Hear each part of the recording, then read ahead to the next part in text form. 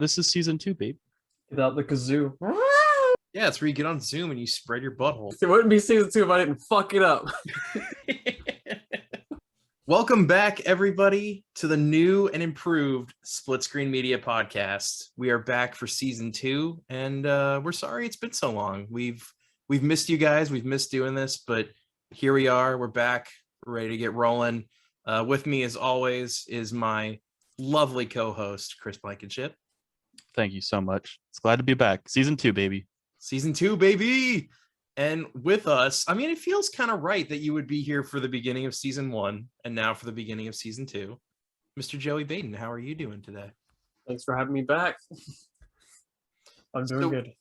So we have a lot to talk about today. I think first and foremost, we want to discuss why we've sort of been away for so long. To be frank with you guys, technology problems. My laptop that I recorded all of season 1 with is now sitting over there. It's pretty much dead.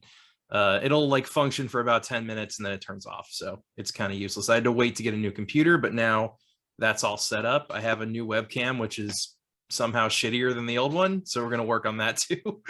But yeah, we were just waiting to sort of get back in the action.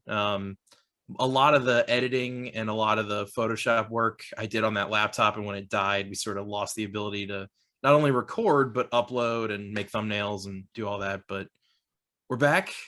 We're good to go. We should be back every single week, just like we were before.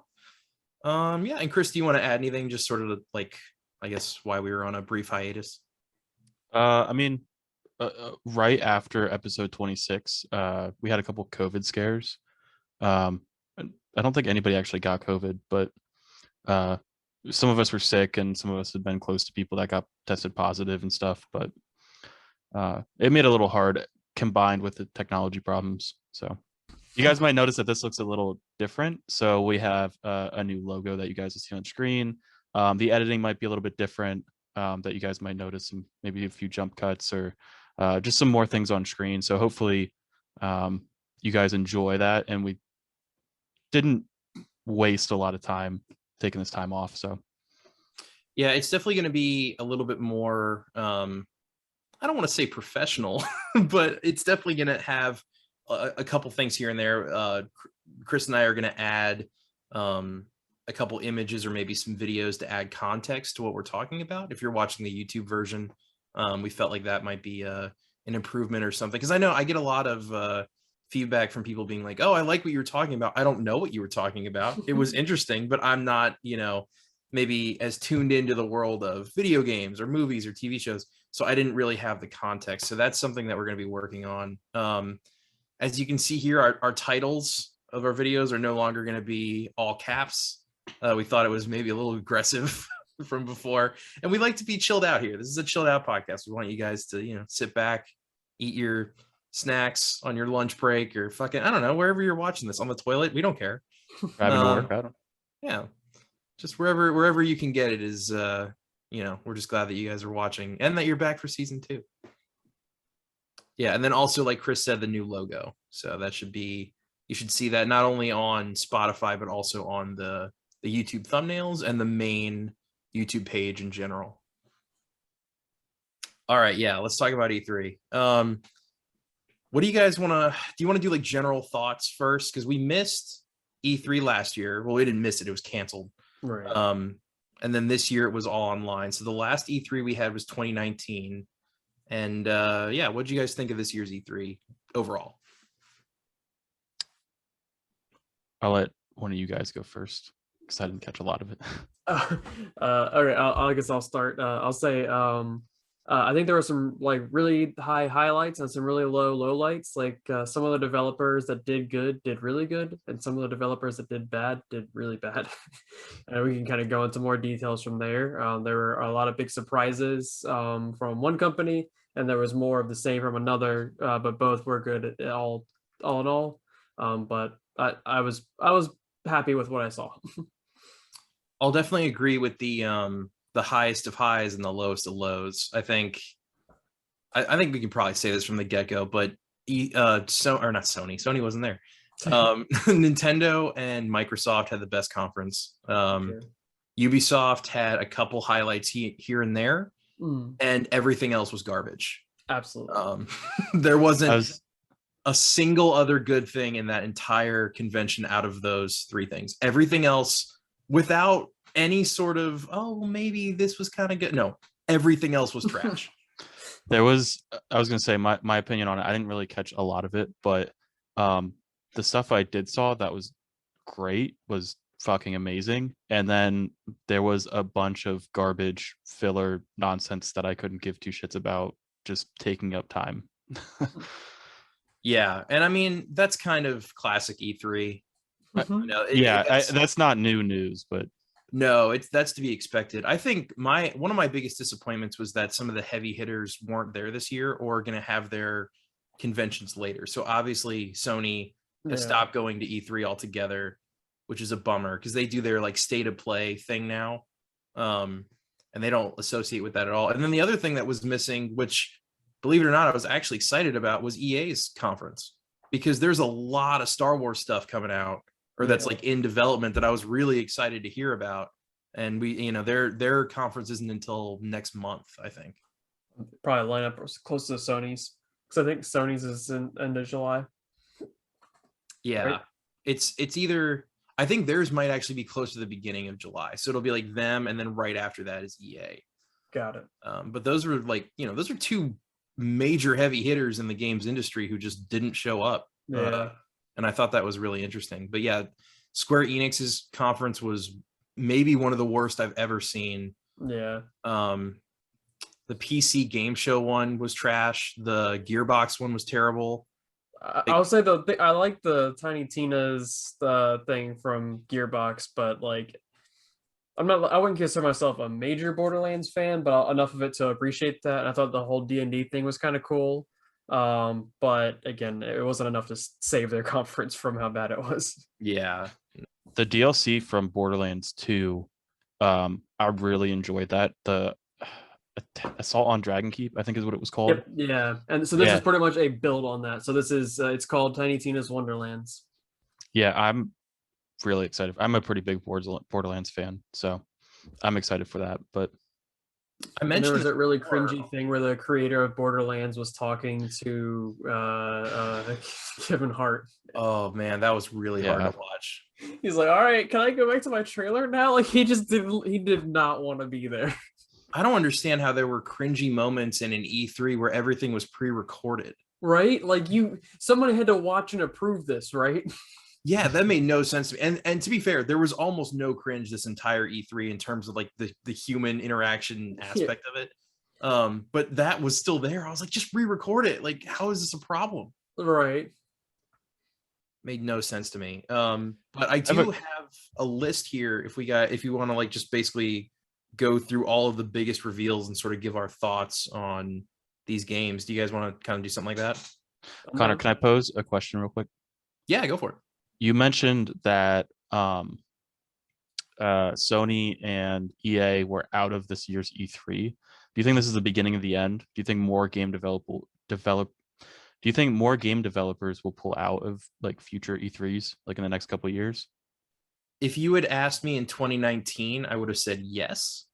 But asking me in 2021, I'm going to say no, because I think despite this year's conference maybe not living up to everyone's expectations, I think people were overall happier with this year than years past, because there is that lack of the weird, like it's that corporate element where they try and throw in stuff to be relatable, but it's all live and it just turns into a shit show.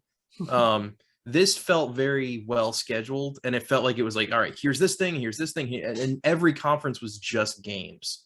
Like whether or not they were good is up for debate, but people were excited to just see the games. And I think having the reaction that people had to this E3, which was, I think, after Microsoft and Nintendo went, was mostly positive.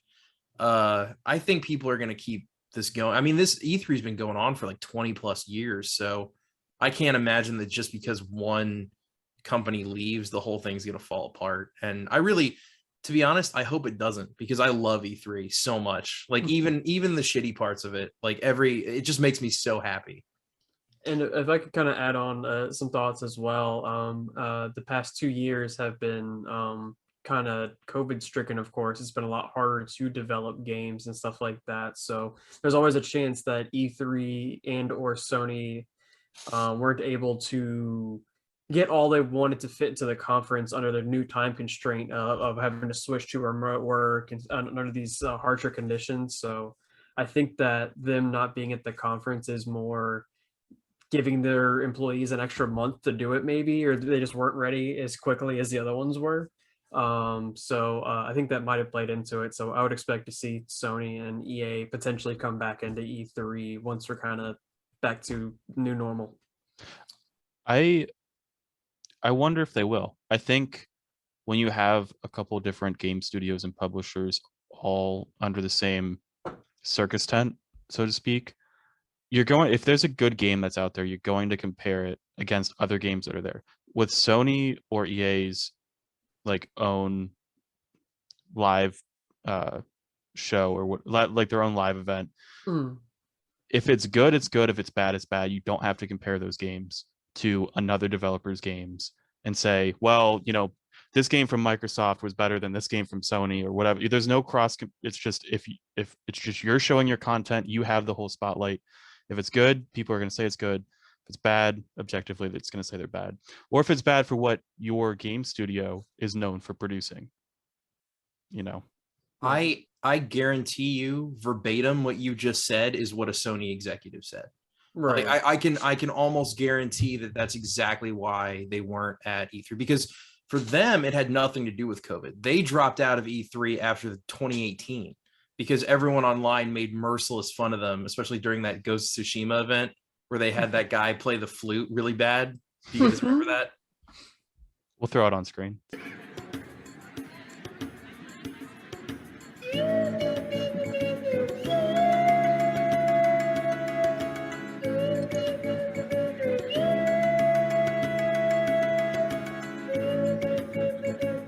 Yeah.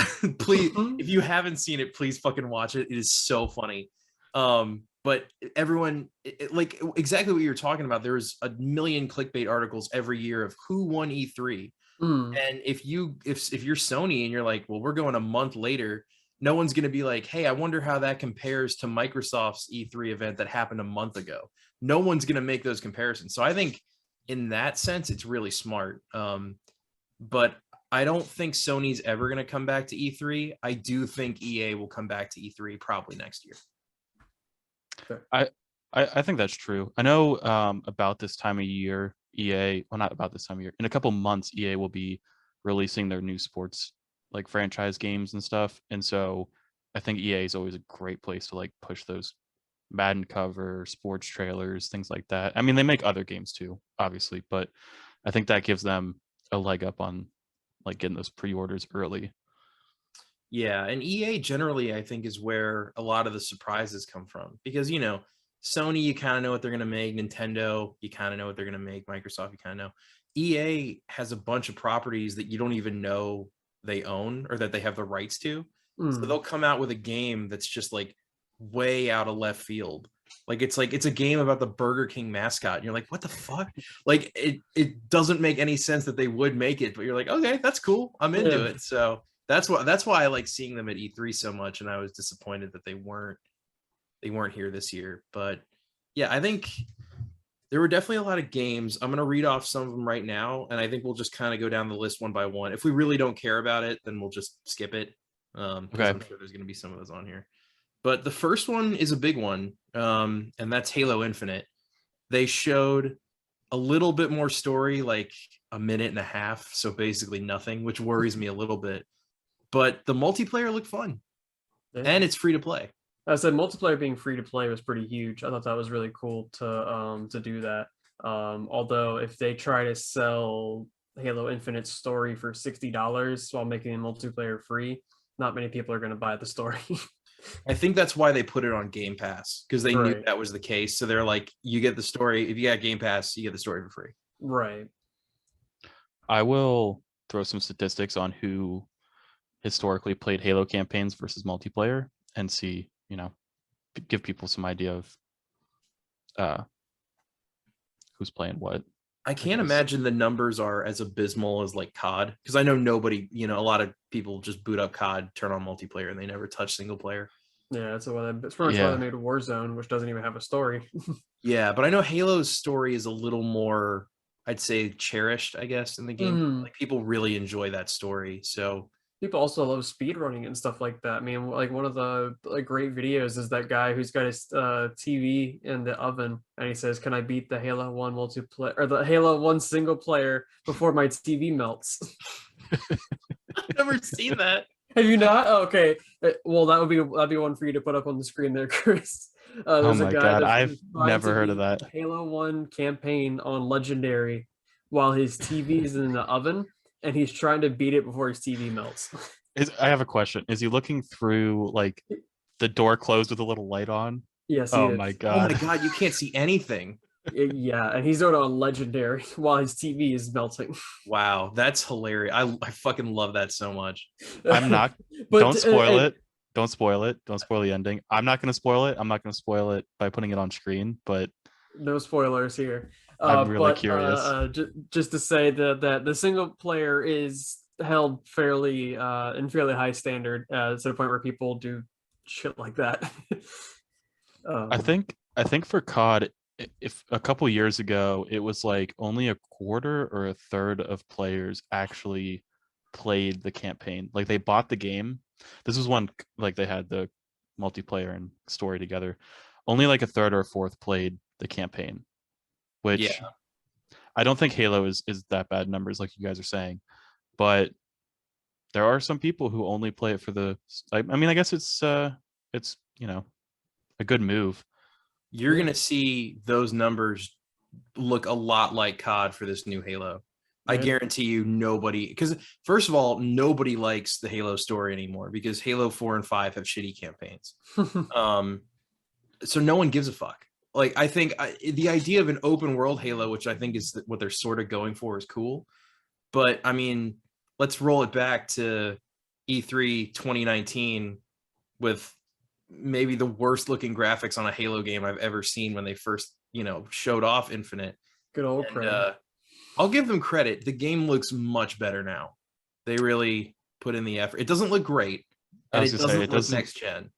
It doesn't look. There's a couple moments that don't look great. Like the energy sword doesn't look clean. Like when it comes out, you know what I'm talking about? Yeah, it doesn't look clean to me.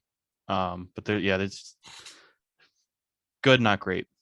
It's kind of, it baffles me that they would put this little effort into a Halo game. Like they're the staple of the golden child of the Xbox franchises.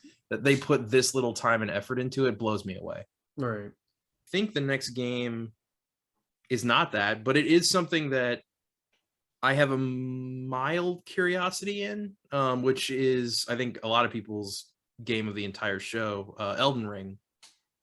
People were very excited about that, and I thought that trailer looked pretty good. Yeah, that's the Game of Thrones guy helped make the Dark Souls type game. Is pretty much what it is, right? Yeah, it's the George R. R. Martin Miyazaki new Soulsborne type game. And I've never been into the Souls games at all. But Demon Souls for the PS5 is really fucking fun. And it's the first time I've ever gotten into one of those. I still haven't beaten it because it's hard as shit, but I really I'm going to beat it at some point because I really enjoy it. And if it's anything like that sort of new direction they're taking it in, then I'll be excited to play it. Yeah, so it looked pretty good. And I'm with you where I don't particularly love the Souls games, but I'll say the Elden Ring, it looked pretty cool. Yeah, I get the appeal of them. I just sometimes I want to play a game to have fun and not punish myself. Right. Yeah. So that's really what that is. If you like that kind of stuff though, and it's very competitive, and talk about speed running, that's one of the main games people do nowadays. So are we saying that someone's gonna put Elden Ring campaign while they're trying to do it on the TV? Yeah, they're gonna put it in the oven. Yeah. Is Elden Ring supposed to be as difficult as the Soulsborne games?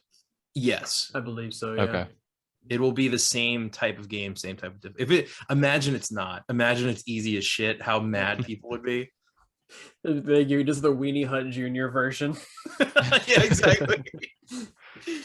I wonder how you guys are gonna feel about this, because I'm kind of Battlefield 2042 was shown off. They showed full gameplay.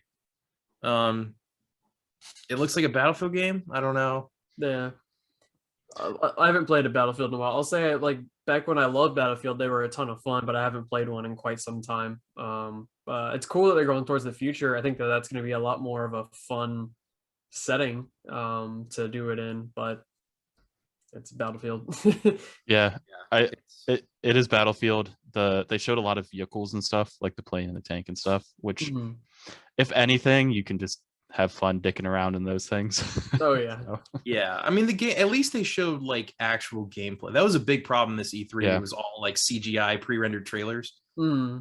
And at least they were like, "Hey, here's what you're gonna do in the game." So I respect that. But I always respect that because, you know, if I want to, if I'm going to buy a game, I want to see what it looks like, not what your bona fide movie production department put together to get me to buy the game.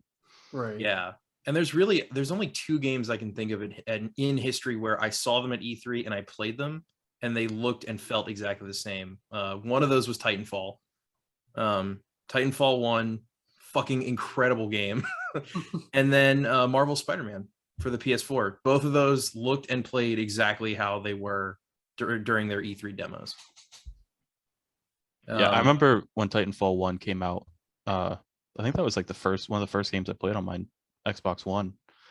And I loved it so much. I actually just beat Titanfall 2 like earlier during COVID. I need to go through and play, because I didn't like the multiplayer as much in Titanfall 2, but I wonder if there's still a fan base on Titanfall 1. I'd love to jump back in that game.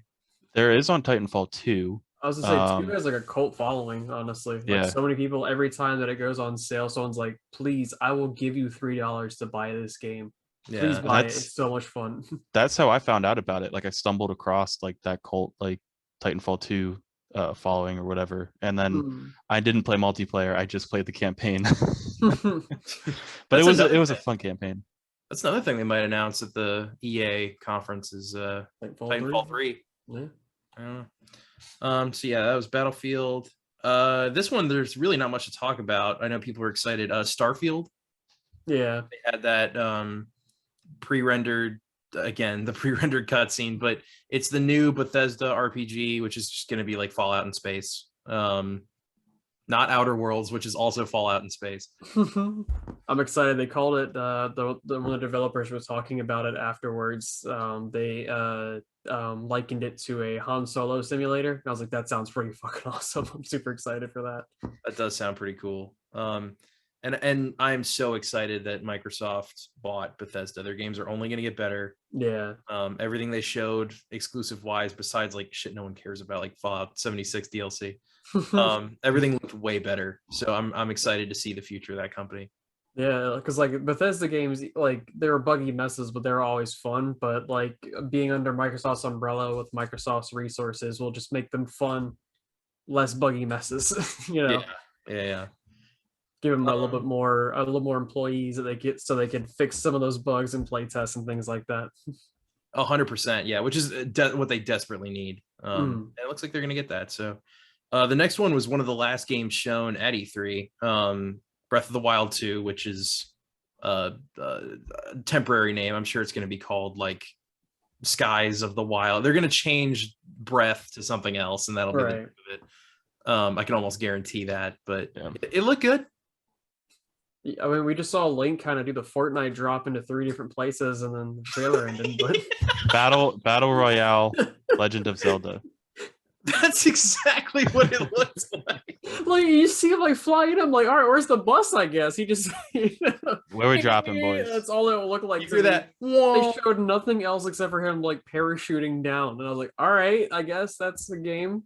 They did the two things that interest me are his arm attachments, because it looked like his arm got fucked up and he gets like a weird flamethrower thing. I was like, that looks kind of cool. And then the time mechanics, they didn't strictly say that they were going to have it, but you see that like drop of water turn from a puddle back into a drop of water. Right. And then the music does a Tenet thing where it's like all inverted for the whole trailer. which I thought was cool too. So I think there's going to be some kind of time mechanics in this one, kind of like Majora's Mask, I guess. I know there's time stuff in that. Or maybe I haven't played them, so kill me, fans, because I haven't played them. But Ocarina of Time sounds like it might have time travel. I don't know. Yeah, there's a component of time, I think, in all of. I haven't played that either, but Breath of the Wild was fine and above average, and I'm sure this will be kind of the same, if not a little bit better. So, the new Avatar game was announced at Ubisoft. That was probably the biggest surprise of this entire E3, besides another Nintendo one that I'm sure is coming up on this list. Yeah, I was like, I think that was probably the second biggest reveal, exclusively like just by shock factor, because like everyone was like, wait, what? And I think everyone's first question was, the good one or the blue people? And they said the blue people, but you're gonna like it. Yeah. Did you guys ever play the first? Like they made I guess when the movie first came out, they made an Avatar game. They did. I remember playing that. I don't remember what I remember about it.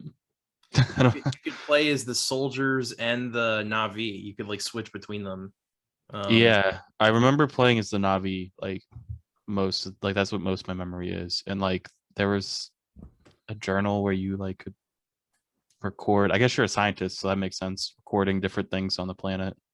Yeah. Fun fact about that game too, when 3D TVs were big for 5 minutes, that game is 3D compatible if you have like the glasses or whatever. Interesting. Yeah. They're not going to do that again, I guarantee you. But yeah, so that was kind of a nothing trail. I mean, it was just, again, pre-render cutscene. But you know, I'll be curious about it. Oh, and here we are. We arrived at it. Chris, I wish I had recorded it, and I wish you could cut to my reaction because it was so funny. But oh, baby! Metroid Dread. Oh, yeah! My game of E3 is Metroid Dread, which was announced. Finally, it's been 19 years since the last 2D Metroid, and I am so fucking excited. I can't wait. It looks good. It looks really good. Yeah. I don't think I can have the same level of enthusiasm as you, Connor, because you're like I'm not still as big never as even played a Metroid game, so I can't say it so much. But I was excited for you to be excited. Oh my god! So yeah, because Metroid Fusion is canonically Metroid 4, and that came out when I was 7 years old, and I have been waiting for Metroid 5 again for 19 fucking years, and it's crazy to me that it's been that long since they've made a 2D Metroid. But yeah, I mean, I am over the moon excited. They announced that they're still working on Metroid Prime 4, which I know is going to be fun. It's going to be great. But I am really, really excited for this one. They also brought back the name Metroid Dread, which was a Nintendo DS game that was canceled in like 2005 or 2006. And then they, I guess, shelved it and then waited until the technology caught up with their idea. And then now they renamed it Metroid Dread, which is so fucking awesome. blew off the dust and just for you, Connor. Yeah, I really want you guys to play those games. Like I'll fucking send you my copy of Metroid Fusion so you guys can play those. The last Metroid game I played, and I think this is one that you don't like as much, it was Metroid Prime Hunters on the DS. Oh no, that is not a good start. Oh, honey. No. You said your favorite Fallout was 76 to a Fallout fan. Yeah, exactly. Look, I was I don't know, 8, 9, 10, 12, I don't know. Fucking, I was a kid. I didn't know what games. Oh no! Look, I'm wearing my Super Metroid sweatshirt right now. There you go. Was that planned? It wasn't actually at all, but I can't wait for that fucking game. It was funny watching other people's reactions because everyone was like, I guess people online who didn't know about that it was called Metroid 5 or like that's canonically in the 2D series, that's what it was. They were like, didn't they just say they were working on Prime 4? Why is this Metroid 5? Like that was everyone's reaction. I was like, that's really funny that they would do that. But fuck it, I don't care as long as I'm happy. That really saved E3 for me, honestly. That was, oh man, Such a good reaction. If E3 was 3 minutes long and it was just that, you would have been fine with it. 100%. Actually, it would have been better because you would have cut out all the junk. Yeah, that's true. And Nintendo actually had a lot of good announcements this year, which They we're going to did. get into. Yeah. But back into the shit. Guardians of the Galaxy. I Yeah. wish that like anybody else that wasn't exactly Square Enix was making it, because if exactly Square Enix wasn't making it, I'd probably be excited, but It looks awful. we all saw Avengers, right? We all saw the mistake that was Marvel's Avengers. Yeah, and this looks worse, maybe. I don't like it was so bad. Connor It remembers looks- I bought Avengers. I played for because you got the beta, so I pre-ordered it. I played it. I was like, this game sucks, and I canceled it. Yeah. I have a question. Is like the main character supposed to be Chris Pratt's character? Because it looks nothing like him. No, I think they're doing like the we're trying to distance ourselves from the movies kind of thing. Oh, okay. There's like a slight resemblance, but They Yeah. got they gave Rocket like a goatee. Everyone looked think- a little different.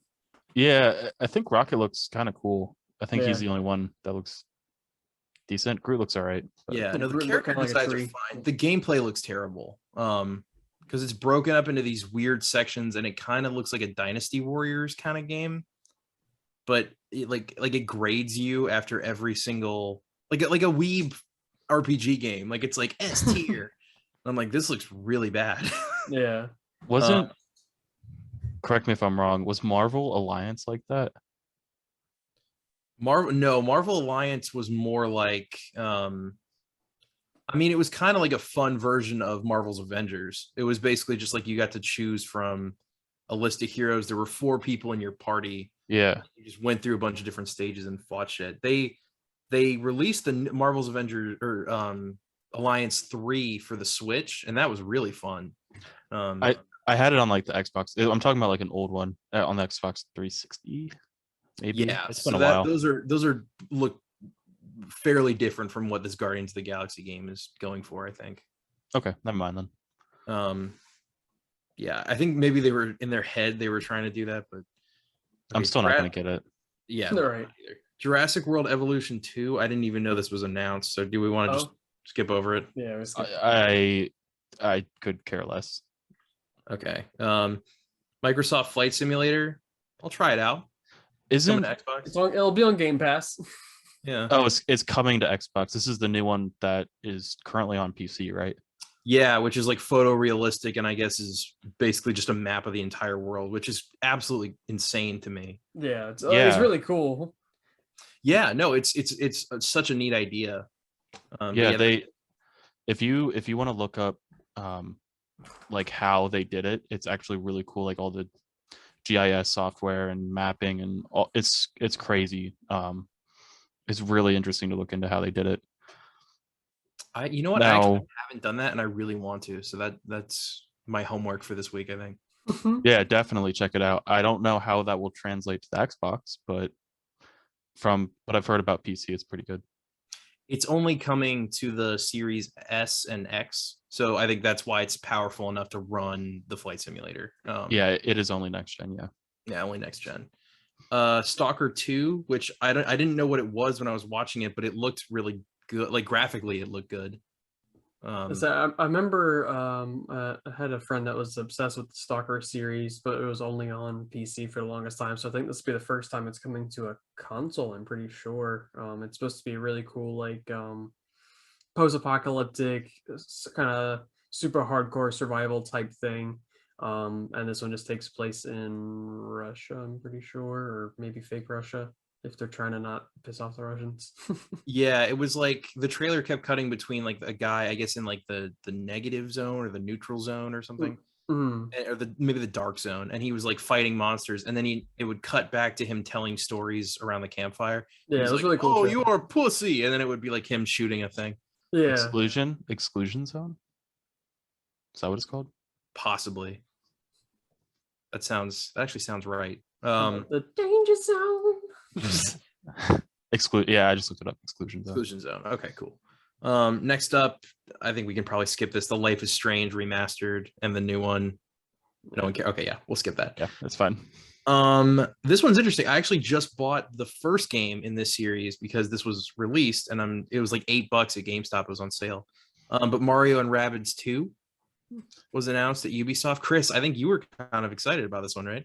Dude, yeah, I got the first one on my Switch, and I play with Hannah, and I love it. It's like a fun game. It's because it's like Mario and Rabbids, and there's like some humor to it, but it's also kind of like strategic in the way you have to like go about the battles and stuff. Connor, have you played it yet? I haven't played it. No, I downloaded it on the Switch and I haven't touched it. From my understanding, it's like XCOM Mario, right? It's exactly like that. That's a good way to describe it. But it's really fun, and I don't know. I really enjoy it. I'm really excited for the next one. Yeah. So I guess pick up the other one now because I had like two $5 GameStop gift cards and the game was $17, so I got it for like $7-8, which I thought was a pretty good deal. I would say if it's under 20, like definitely get it. I don't know what the current price is, but if it's on like the Switch store, if it's under 20, it's definitely worth at least that. Yeah, brand new, it's $20 right now. So if you can Yeah. find it used, way cheaper. Yeah, there you go. Definitely recommend it. So that is coming out. God, it's so fucking Far Cry 6. I don't know if you guys are. I'm not excited for this at all, but I know Joe, you probably feel very differently. Yeah, I love Far Cry 6. Although I'm more excited for what they announced along with that, which was the play as the villains DLC, which I'm more excited for that than I am Far Cry 6. Not that I'm necessarily not excited for that, but being able to play as Voss, Paganman, and Joseph Seed is going to be awesome. I'm so excited. Yeah, considering the last Far Cry I played was 3. I played a little bit of 4. But yeah, when you saw that trailer of Voss like going through the television, like at the end of the third game, and then Jason grabs him and he's like, "Peekaboo, motherfucker!" I was like, "Whoa, what?" Dude, remember like I literally like told you and we were in college and Far Cry 3 came out. I was like they should make a DLC where you play as Voss and you go to America or something like that. Yeah. Or you think that Jason won the fight, but you obviously when you're fighting him, you're high out of your mind. So Voss could have easily have won, and you just thought he was Jason or whatever. It could have been the sweet plot twist. So like, that also got me like the fact that I had thought of this and then they made it a reality made me so happy.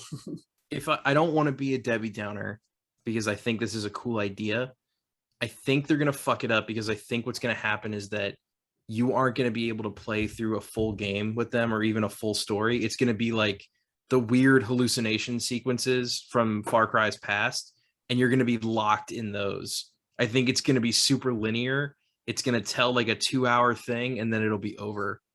I mean, you're probably right, but like, I'm still excited for that. Like, at the end of the day, I'm still getting to play as a villain and just kill a bunch of people, have some fun, just kind of play a different style of game with the series that I enjoy. Yeah, and Blood Dragon Remastered is coming out, which I actually was excited for because Blood Dragon is a fucking awesome game. Yeah.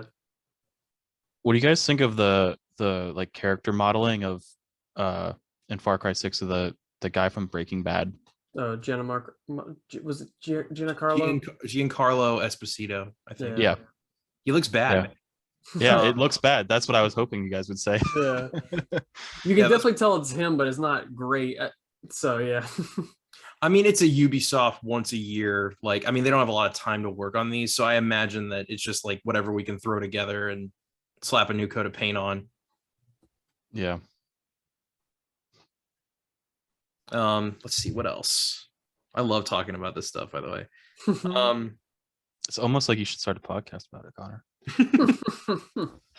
I'm skipping some of the stuff that I know no one, like Rainbow Six Extraction with the aliens. I know no one gives a fuck about that. Wait, aliens? What the shit? Yeah. I feel like I must have just skipped that trailer because I don't remember aliens at all. I don't care about Rainbow Six, but okay, here's a big one. Forza Horizon 5. Yes. I actually thought that looked really fun. All the stuff they showed for it. First of all, the game looks fucking incredible graphically. It looks beautiful. Yeah. The Forza Horizons always look really good, and they're open world, so it's always a blast, like what they do with it. But but this one looks really, really good. The cars look crisp, and like you have shit flying into the camera, like water and like the confetti thing, like when you hit pinatas or whatever, and the dust. It looks really good. This is like I always like get the Forza Horizons, and I'm really excited for this one. I've had a car, like an arcade car game sized hole in my heart ever since they stopped making Burnouts. In Midnight Club, my sweet child.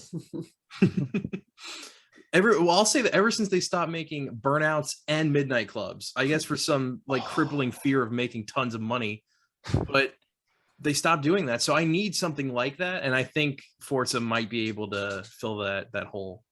Forza Horizon, not the regular Forza series. No, not the sim one, but the Forza Horizon where it's like more arcadey. Yes. I haven't played Burnout or Midnight Club in a long time. Great fucking games.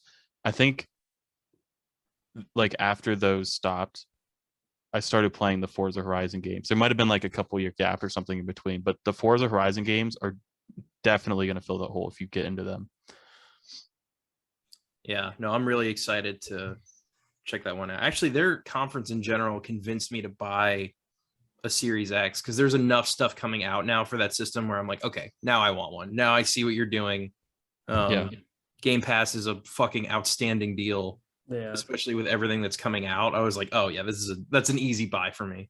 Yeah, I was gonna say like it probably won't be on your list, but just in general, the fact that all the stuff they announced that was going to be day one Game Pass just makes me so excited every time I see it. Although I mean, I'm super excited for Psychonauts 2. I'm still playing through that right now, or playing through Psychonauts 1 right now. They showed not enough to tell me anything about it, but I was able to make up what the game's going to be in my mind, and it got me excited for Contraband. Because that trailer was really cool, and I was like, it seems like you're going to be kind of like a smuggler, like trying to like escape the law, be able to get the contraband to the place in time or whatever. I was like, that sounds like it's going to be a hell of a fun game, but they didn't show me anything as it's still in development. It's funny you say that. I had the exact opposite reaction to that trailer. I was like, oh my God, another open world 4-person co-op trailer with nothing in it. That happened like 4 times during the Microsoft conference.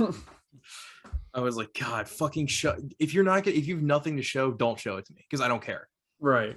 Well, I thought like the setting and stuff sound like it will end up being a fun game that I will enjoy playing. But I agree that I was like, I wish they would have shown me some gameplay. So I'm just making up gameplay in my head that it's going to inevitably disappoint.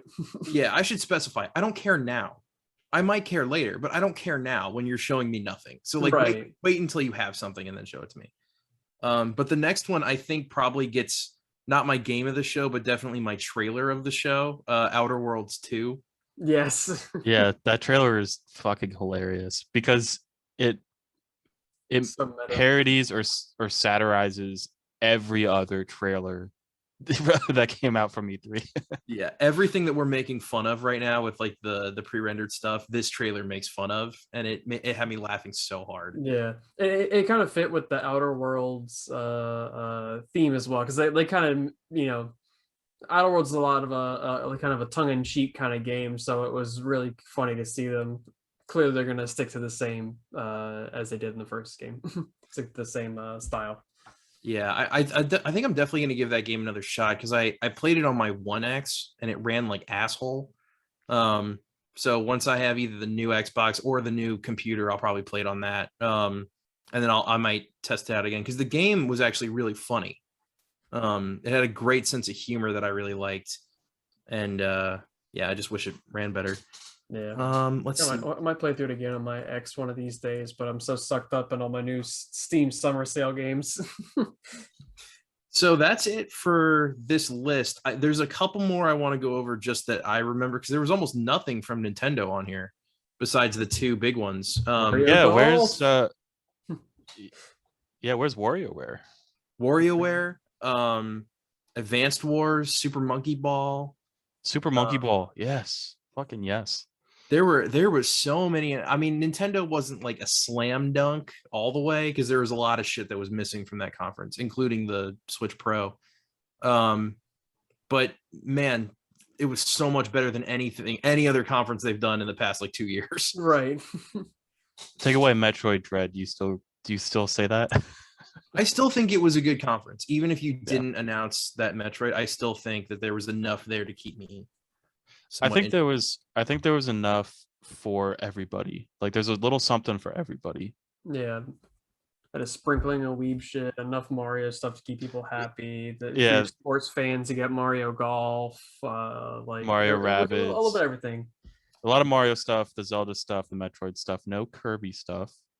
No Kirby stuff. Yeah. No Pokemon, which No I thought they're Pokemon. gonna. I thought for sure they were gonna show the crap. What's the RPG one? That's coming? Pokemon Arceus. Arceus, yeah. Yeah. Yeah, I think honestly they're just working overtime on that game because it looked so terrible when they first showed it. They really did, but I'm so excited for it to not be the same as it's been for the whole time. I'm just excited for them to try something new that isn't exactly Pokemon Snap or Dungeon. Yeah. They really haven't been done enough experimenting with Pokemon. But I was like, please just make it an RPG, please. And it seems like they're sort of kind of going towards that open world RPG. Why deviate from the formula when it already works? Because you could make it better. Because you're already making an ass ton of money. Yeah. And that's true, yeah. But and clearly they're still making it. I mean, it sounds like it. Hopefully, if it does well enough, hopefully it'll be a lot like Metroid, where they have the Prime series and the 2D series. They'll do the old style Pokemon and maybe this new style Pokemon. I would love that. Yeah, absolutely. Yeah. So yeah, that was E3 this year. I think I always say this every single year. Next year is going to be better.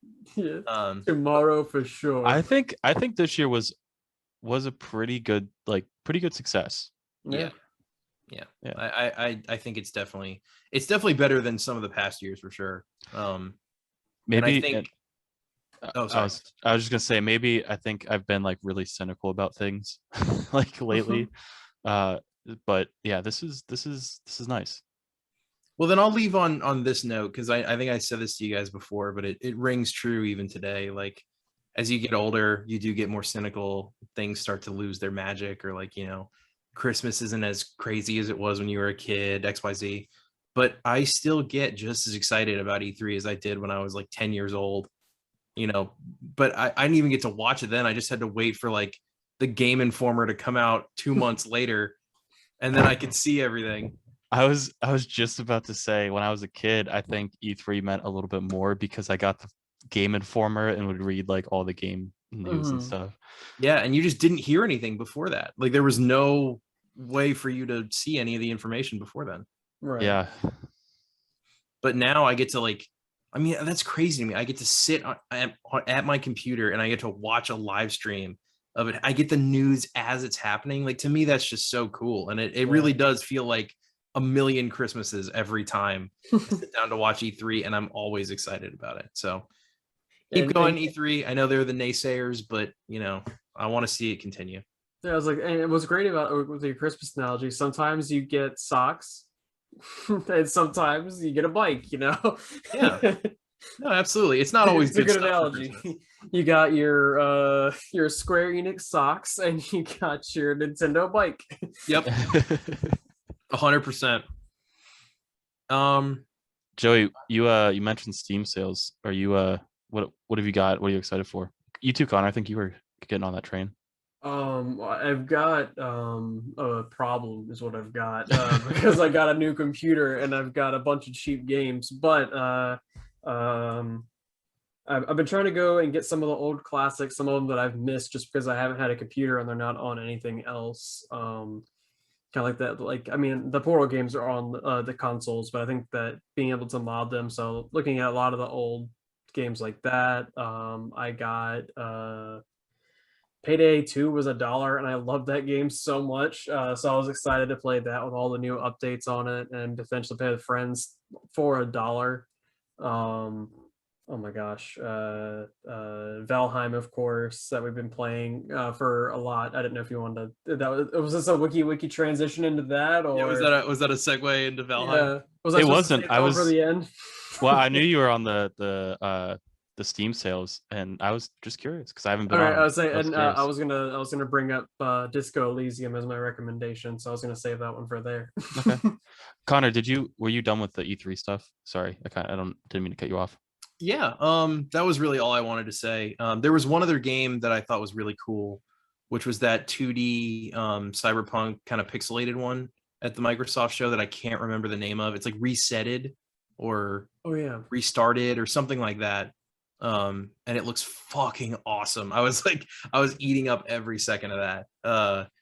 But yeah, other than that, I think that was pretty much it. So I Valheim. guess we'll do we'll do Valheim first then.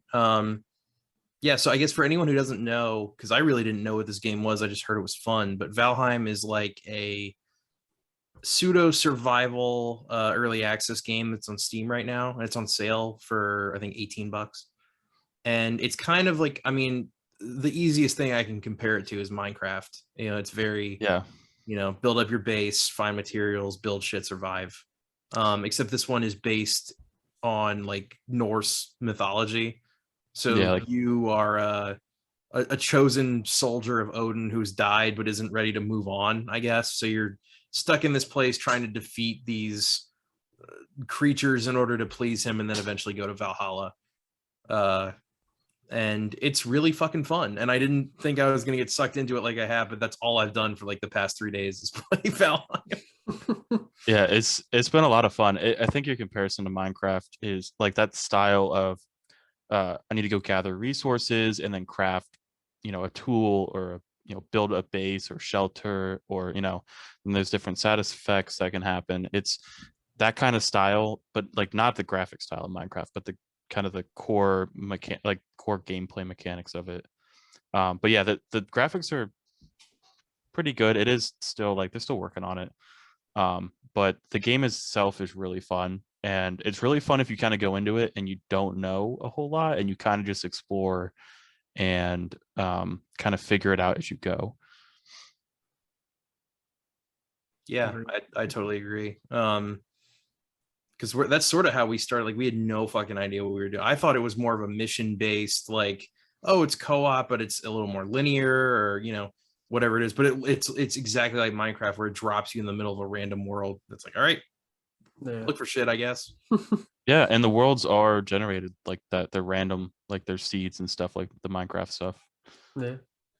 And you got tutorial bird, which comes and talks to you every once in a while to help kind of a little different to Minecraft, where it actually can kind of help you understand a little bit better, which I like that they've got just enough information to keep you going.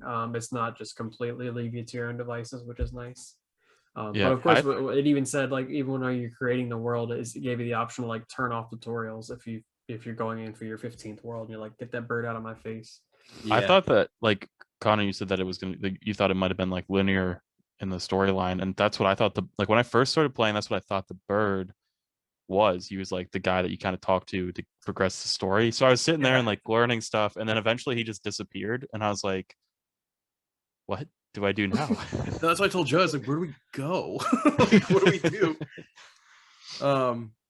Yeah, I'll say this also, just for anyone who's thinking about buying it, it is not done. The game is not finished. It's in early access.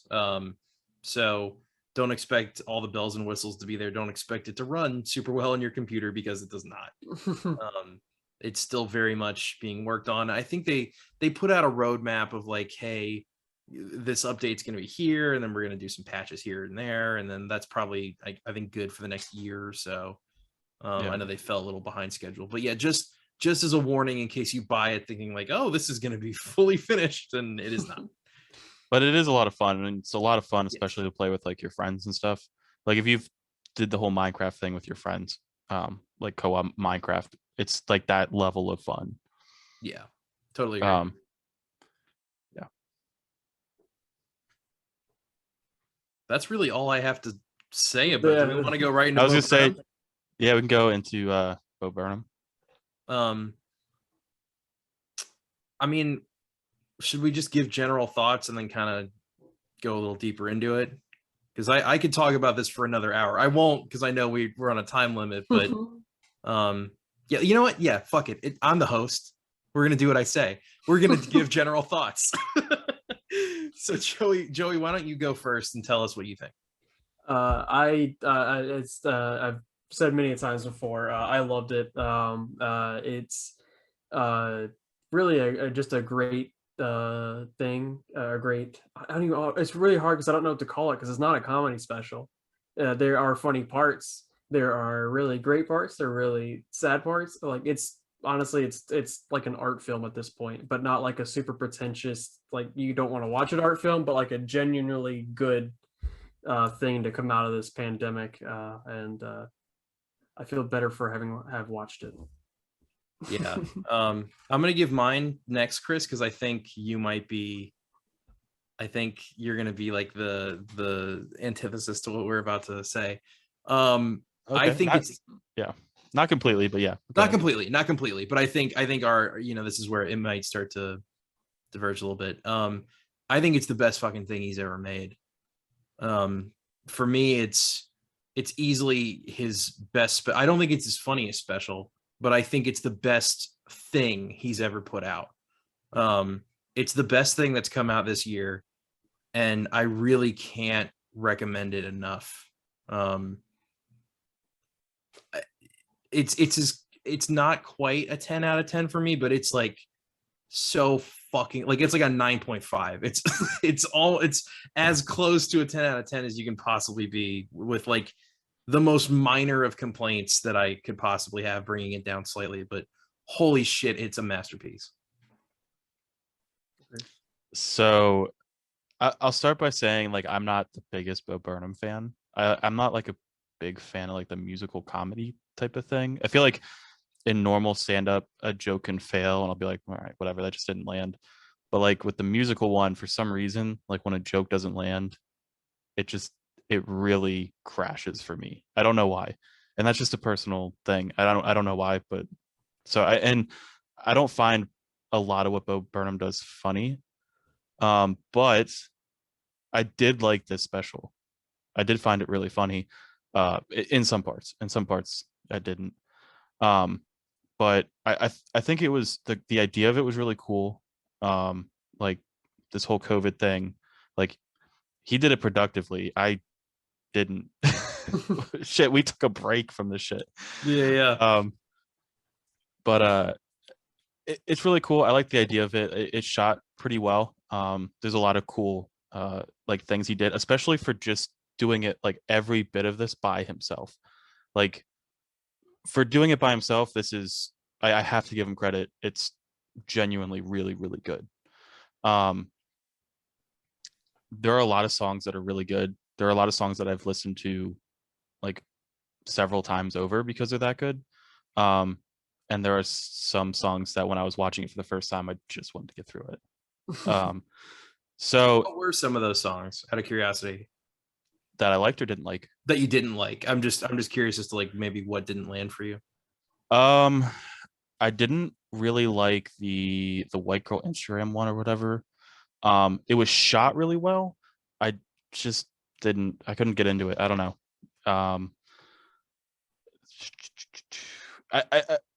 I'll explain that a little bit.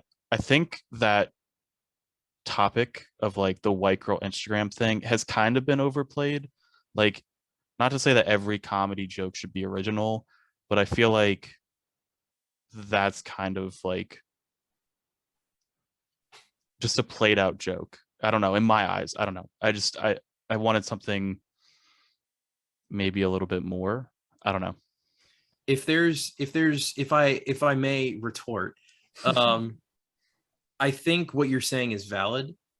I think what makes him take it to the next level is there's actually a part in the middle of the song that I think is really interesting, where the whole song, the visuals are in a 4:3 aspect ratio to make it look like an Instagram photo. And there's a moment in the song where he starts to get a little bit more heartfelt from his persona of being like a white Instagram girl. And he starts talking about like he's pretending to write a fake post, but it's about this fake girl's mother passing away. And as he's giving this speech about, oh, you taught me so much, I wish you could see where I am, the aspect ratio changes to fit the full screen, basically, as you're getting a grander view of her real life. You're seeing how she really is, not how she posts on Instagram. But then at the end of it, when she's like, oh, and I wish dad was here too, and it starts to shrink, and then he immediately goes into like a Starbucks cup, and it goes back into it, and then it shrinks again, and then he starts doing kind of the stereotypical stuff. That's what I think makes him stand out above other musical comedians or people who use that style. Is you get something that's like, oh, okay, this is pretty funny, but then he sort of deconstructs it to its most basic level and tries to elevate it by doing that. And I think that's what this special does best. I don't think I noticed the change in aspect ratio, so maybe that's part of why it didn't land. Gotcha. Yeah. No, because if you didn't see that, I could understand it. Because especially if you're just listening to the song without the funny visuals where he's mocking like the type of Instagram posts that I guess white girls would have. I think I was watching it and I saw the visuals, and like I said, like there was a lot of like the projector and things like that were really cool. I just didn't see the ratio changing and connect it to the type of post that whatever he was singing about it in that as it changed or whatever. Right. Yeah. Those dots didn't connect for me while I was watching it, so that's why it kind of fell. And I feel like maybe that's just my ignorance watching it of not picking it up. Not that you're like saying it like that, but yeah, because you're allowed to be like, that song fucking sucked, and that's your opinion, and that's totally fine. I wanted to explain why I thought that was maybe a little bit better than what I thought it was a little deeper than what you were giving it credit for, I suppose. You're right. It wasn't as deep. Or I'm sorry, I wasn't giving enough credit. That being said, you've changed my mind a little bit. I will give it a little bit more credit, but I still don't think it's like the best thing, that God put on this earth, Oh, yeah. It was still one of the weaker songs on the whole, during the whole special. I would totally agree with you. Yeah. I mean, Welcome to the Internet and That Funny Feeling, and both of the Jeff Bezos 1 and 2. Welcome to the Internet was definitely my favorite. I think that one was so good. I think my scale for what I liked is like stretched out from yours. So like, Connor, what you liked, like I'm also probably gonna like Welcome to the Internet and all that stuff. I think they're really good, and I'll give it credit for being good. But the stuff that's weaker, like I'm not gonna be in it as much, Gotcha. Yeah. I mean, I definitely think the show, it only got better for me. So I think maybe some of the, even like the beginning opening songs weren't like FaceTiming with my mom was like, it was fine. Yeah, that's one of the weaker ones too. It definitely did get better as it went on. I will say that. Yeah. And then by the end, I was like, I mean, I was having a full fucking meltdown by the end of it. Yeah. It also oh, sorry. I was gonna say, as it went on though, like more like themes connected. I did pick up on those. More themes connected about everything that he's putting together. But sorry, I didn't mean to cut you off. No, I was just gonna say I was fucking emotionally exhausted by the end of it, because it kind of beats you over the head with I'm sure that a lot of people felt maybe not as isolated as he did during the pandemic, and I don't even think I felt as bad as he did. Like there were moments for sure where your mental health definitely takes a hit, but I mean, a lot of what, even comedically, what he was doing felt very real in sort of pandemic life, like the sexting song. I felt like that was very akin to like what was happening if you had a significant other that was living further away, or whatever the situation was. Right. I think he was able to find the humor in that. And then there's a part after the intermission where I think the show stops being funny entirely, but not in a bad way. Like it gets really, really meta, really sad, super fucking depressing. And I think the ending is just out of this world amazing. When he finally goes outside and realizes that he's still trapped within his own persona and his own special.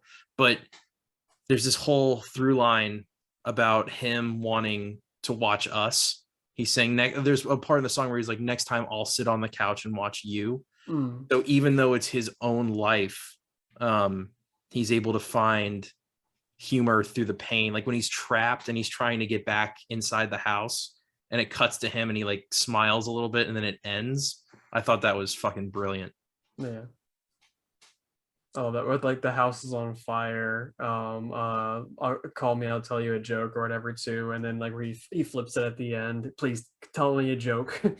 Like kind of fitting in that same thing. He always does a great job of stuff that seems kind of irrelevant in the beginning of a show ends up making it to the end song or something like that. Like he does a really good job of bringing back jokes or something like that to deeper meanings and stuff like that. I immediately compare it to what where he does the bow, oh my god, and turns it into the song and all that kind of stuff. The Twitch stream, I think, is a really good example of that, where he's watching, his own life and pretending he's a Twitch really well, by the way. He fucking nailed like the whole Twitch streamer vibe. But that was sort of a taste of what's to come with him watching himself on the TV at the end, and making light of his mental health and his situation. Really, I can't fucking recommend this thing enough. Like I wasn't expecting much going into this, even though I love Bo and I've loved his other two specials. I didn't really know what to expect, but it certainly wasn't this blew away any sort of notion I had.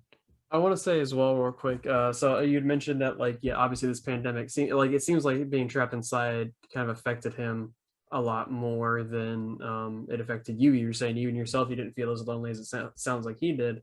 We got to kind of put that into the perspective of in our daily lives pre-COVID, we interacted with 10, 20, 15, 30 people on a regular basis. He was constantly going up on stage and doing shows in front of a bunch of people, and his daily life was interacting with hundreds of cheering fans, or thousands of cheering fans. So for him to go from thousands of cheering fans to nothing, I can see where that would be pretty taxing on you. That's a pretty big shell shock.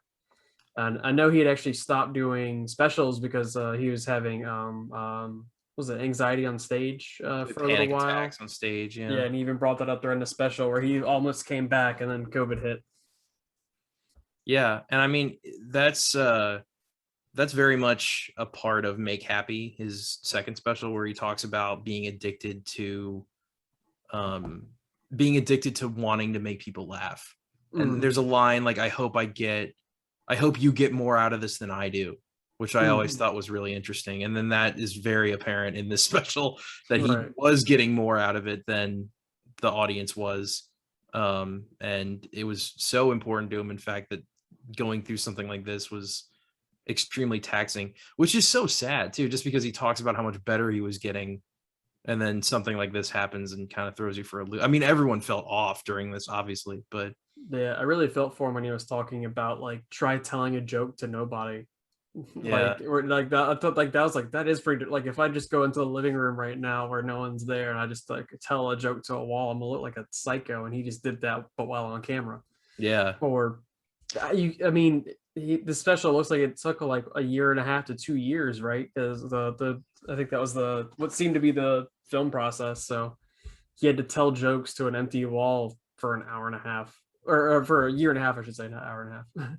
Not to discredit him, but he was putting it together and he knew that people were gonna hear those jokes though. Like if you go in your living room and say a joke and truly nobody hears it, you might be a psycho. But he was doing it in front of a camera, putting the special together. Right, but where you normally you would hear a laugh at the end, but I can even see that recording is even every time you watch a Netflix special, you're watching them telling it to other people and you're hearing people laugh. You're just watching it after the fact. But this is there's no crowd to laugh when you don't know when you're supposed to laugh and stuff like that, Well, he edited in that laugh track. And, right. I mean, that's definitely. I mean, if you want people to laugh at your jokes, sure, you can do that. Right. There's a moment in this special too, around the halfway mark, where I think it's right after the turning 30 song, he still has on the headlight and he's I'm just gonna keep working on this forever. I don't even know why I'm fucking talking right now. No one's ever gonna see this. I'm just fucking talking to myself. I'm gonna work on this until I'm dead. Because he didn't want to release it because he felt that this was the only thing keeping him going. Right. So I mean, there probably was that thought during filming of like, this nobody will ever see this because it's a fucking mess. And to a certain degree, this special is a mess, but it's Yeah. also a perfectly paced mess. It's so bizarre. Yeah. I was It to was a say, mess on purpose. It was kind of showing like his brain almost. You know? Yes, it's the creative process for sure. there definitely are moments where you can see like him wondering if he'll finish it, if he'll release it, if like some of these bits. I'm sure he probably recorded bits that didn't even make that final piece. So, For sure. I mean, yeah, maybe I do take back a little bit what I said about like telling a joke that no one's going to hear, because he probably did tell jokes that no one's going to hear. But I think he assumes that, a lot of those jokes, or that he's putting together this final piece that he wants people to laugh at. Right. Yeah. Yeah. It's cool because like some of the time, like there's a couple of times during there that you see him like kind of say something and you can't tell that if it's him genuinely saying that or if he's saying it for the special, which I think kind of adds to the special a little bit, where you can't tell what's genuine and what's not, which I think like there's the like where he like knocks over the camera, he's like fuck, god damn it, he's just like he gets so angry at the camera and you can't tell if he's genuinely angry or if he just did that as part of a bit. And it kind of helped it certainly helped show him going crazy, but you can't tell if he was fake crazy or real crazy. Yeah, that's absolutely true. I don't really know what's next for him. Yeah. I don't even know if he's going to do anything else. I mean, we get a Bo Burnham special once in a fucking blue moon anyway. So I just, I savor what I can, but it's going to be hard for him to do something better than this. I genuinely think this is like the best thing that he's ever done.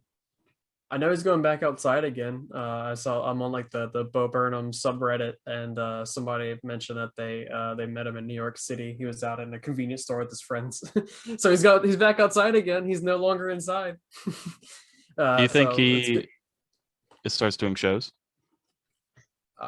Maybe it might be a little bit, but because I mean, he doesn't, technically speaking, he doesn't, as far as we know, he doesn't have any material.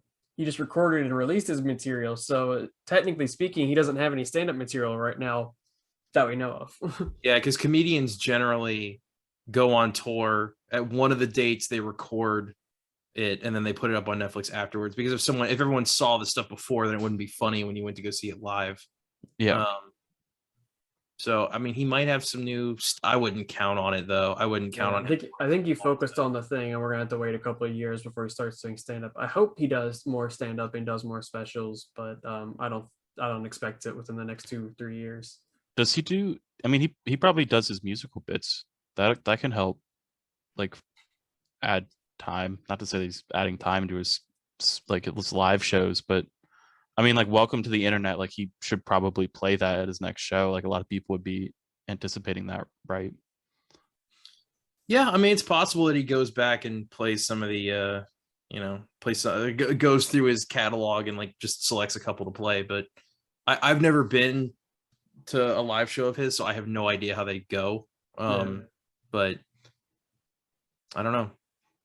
I really think that this is going to be, it's sort of a landmark comedy special, and I wonder how this is going to affect comedy specials in the future, if at all. Because I mean, this was sort of like it was a moment in time kind of comedy special, and now that I mean, Joey, you and I have Tom Segura tickets in September, so now that everything's back to being live again, will we see something like this ever? I don't know. Yeah. No one else really released any comedy specials. Like, it's none of the big names that I know of at least released many comedy specials while they were in COVID. It was just kind of like 2 years without comedy. Yeah, and I mean, even if you, I don't know anyone who does, but even if you absolutely hated this special, you have to understand that you have to at least admit that it's unique. Yeah, there's really nothing else like it, which I think is what makes it so special. But yeah, special. You guys know that I don't, give 9 out of 5 or 9 out of 5, 9.5s to shit often. So go fucking watch it. there was more stuff I wanted to get into with the special, but for anyone who hasn't seen it, like I don't want to ruin any more. Like Yeah. it really is Yeah. something you should go in knowing as little as possible. So, if anything we said interests you, or you think, or you just like Bo Burnham in general, from his past work, then I would definitely recommend it. But with that, do we want to get into some recommendations? I think Joey, yours was already kind of spoiled, but Yeah, I'm cool with that. Are we starting with mine since mine's already a little bit spoiled? Sure. Yeah, go for it.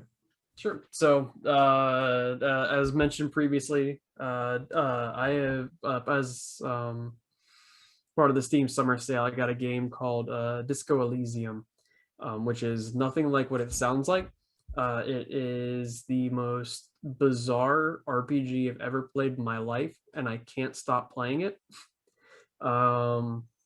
It's one of those games where I feel like the less you know about it, the better, but you should at least know the basic concept that you're a detective that has amnesia and you're solving a murder, but you have so strong of amnesia, you don't remember or understand the basic concepts of life any longer. So like somebody gives you a phone number at one point and you don't know what a phone number is.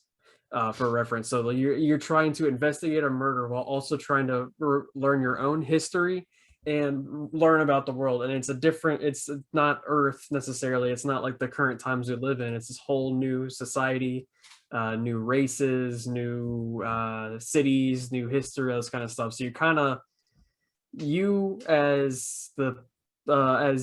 the video game player, and you the character are learning a lot of stuff at the same time simultaneously. So it's leads to a really interesting role-playing experience. And what kind of got me to play it was I was looking up some of the best games on PC, and that one was on the top of the list. So that was pretty good. And I saw that IGN did 2 different reviews on it. For the first review of the first release of the game, they gave it like a 9.7. And then they released the final cut, which was they added voice acting to the entire game. And they gave it a 10 out of 10. And that's not something they do very lightly. So I felt that I needed to buy this game, and it was finally on sale. And I was like, I'm doing it. And I have not regretted it. I've already got, I think, 15 hours into the game, and I bought it 3-4 days ago. So I've been really enjoying the game. I don't know if it's for everyone, but if anything I said interests you, it's my personal opinion, it's worth a play. Is it just on PC? I think it's also on PlayStation, but I think it might be on everything, but I don't know. It's not Xbox. I think it's just PlayStation. Okay, they do PlayStation PC ports a lot. I don't know why, but yeah, it's weird considering that Game Pass is on PC, but like there's no like Sony Game Pass on PC. So you think that the marriage between those two, not those two, whatever. Yeah, no, they'll just drop shit on there randomly, like Horizon or I think God of War maybe. I don't remember the other one, but yeah, like there's a ton of shit that's also on computer now.